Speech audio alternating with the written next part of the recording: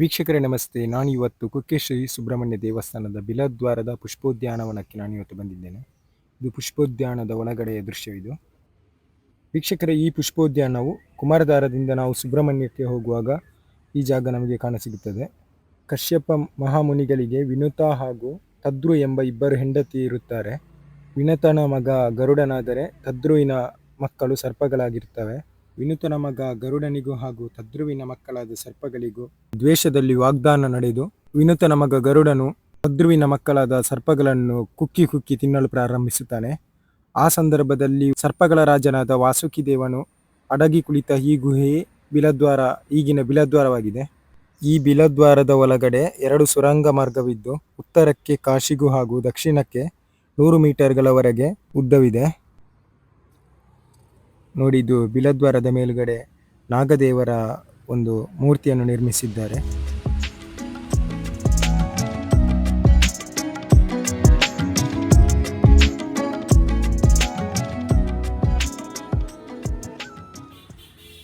ಈ ಬಿಲದ್ವಾರದ ಒಳಗೆ ಪ್ರವೇಶಿಸುವಾಗ ನಾವು ಬರೆಗಾಲಿನಿಂದ ಮುಂದುವರಿಯಬೇಕು. ಬಿಲದ್ವಾರವು ಕತ್ತಲಿರುವುದರಿಂದ ಇಲ್ಲಿ ಟಾರ್ಚ್ ಹಿಡ್ಕೊಂಡು ನಾವು ಆ ಗುಹೆಯೊಳಗೆ ಹೋಗಬೇಕು.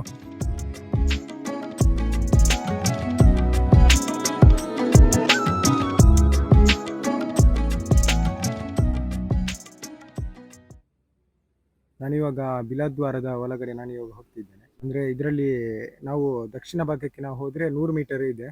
ಆದರೆ ಇವಾಗ ಮಳೆಗಾಲ ಇರುವುದರಿಂದ ಅದರ ಒಳಗಡೆಯಲ್ಲಿ ಹೋಗ್ಲಿಕ್ಕೆ ಆಗುದಿಲ್ಲ. ಫುಲ್ಲು ನೀರು ತುಂಬಿರಿ ಬ್ಲಾಕ್ ಆಗಿರ್ತದೆ.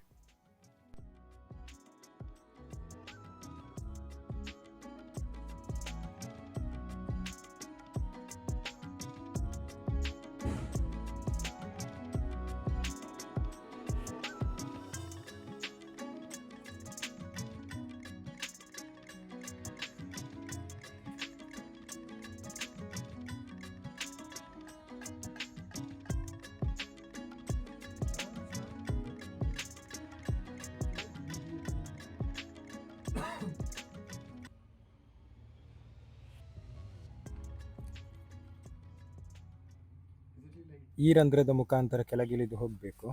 ಅಲ್ಲಿ ದಕ್ಷಿಣ ಸೈಡ್ ಹೋದ್ರೆ ಅದು 100 ಮೀಟರ್ಗಳ ಹೋಗಿ ಅಲ್ಲಿ ಪಾರ್ಕ್ನ ಒಳಗಡೆ ನಾವು ಹೋಗ್ಲಿಕ್ಕೆ ಆಗ್ತದೆ. ಉತ್ತರಕ್ಕೆ ಅದು ಕಾಶಿಗೆ ಹೋಗುವ ದಾರಿ ಎಂದು ಹಿಂದಿನಿಂದ ಹೇಳುತ್ತಾ ಬರ್ತಾರೆ.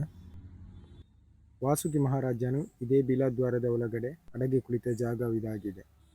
ವೀಕ್ಷಕರು, ಈ ವಿಡಿಯೋ ನಿಮಗೆ ಇಷ್ಟವಾಗಿದ್ದರೆ ನನ್ನ ಈ ಚಾನಲ್ ಅನ್ನು ಸಬ್ಸ್ಕ್ರೈಬ್ ಮಾಡಿ.